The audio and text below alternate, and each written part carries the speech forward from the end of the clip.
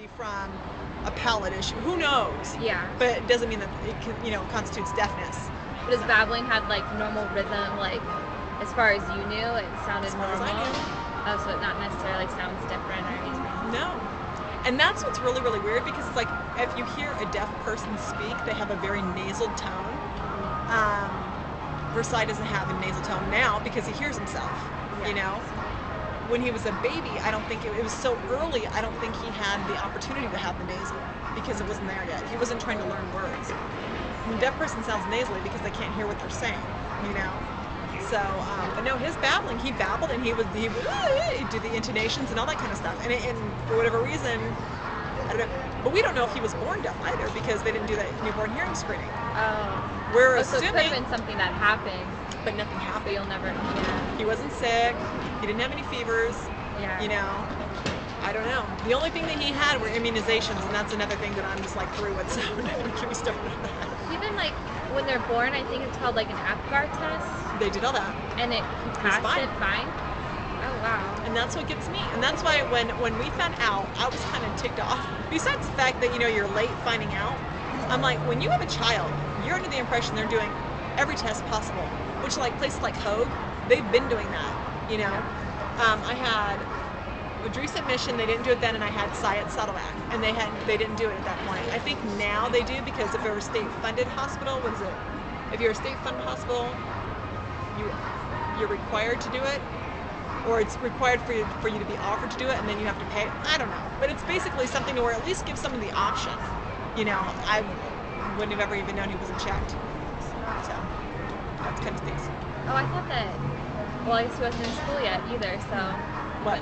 I was gonna say, like, I remember in school, like, we always had hearing and visual tests. Exactly, and they do that in school.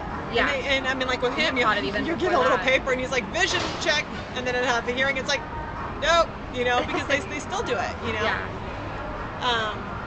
Yeah. But I mean, it's like it's something that they don't check that until you're in elementary school. Yeah. So when you're a baby. So there's nothing as far as changing anything that you know now. Then, I mean, you're happy with your school, the company. Yeah, no, you wouldn't have done a different route. So Nope. you would recommend someone in your situation. You would just tell them this, how I did this. No, somebody in my situation, I would, if I was to find out that somebody had a child that was, hearing impaired at a very, very young age, I would put them into contact with the people that I was in contact with, and say, okay, this is the path you need to go on. If those people aren't still doing it, they can refer you to who you need to go to. But I mean, it's obvious that just because of the area that we live, and we have this program, I mean, there's at one point we were looking into relocating out to like Texas, like 2-3 years ago, and we were trying to find DHH or any kind of C sign, and they're very cut and dry. It's either you've got a deaf child in a deaf school, or you've got a deaf child in a hearing school, but you don't have sign. So I mean, to have it all together, I mean, you got to figure. You even have people who have hearing kids that teach their kids sign, because up to that first 9 months, a year before they get their first word, you'll have 6-month-old kids doing this for milk. Yeah. Because they can't speak yet, but yet they can give you some kind of a sign. So you can still communicate with your child before a certain age, just by sheer sign. So I mean, knowing what I do now, if I was to ever have another child, regardless if they were deaf or not, they'd be learning sign really early. So it's like when they were, 4 to 6 months, they could communicate with me even before they could verbally communicate with me. Does everyone in your family do a little bit of sign, or is it mostly just you? Nope. No. Nope. I sign. My mom tries to sign. I tried. Let's not go there. We're not talking about made-up sign.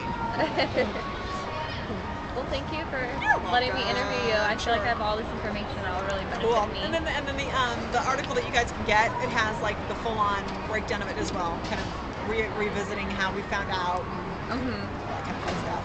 You can see him when he actually had blonde curly hair. Because he had a little toe head. Dude, what are you doing?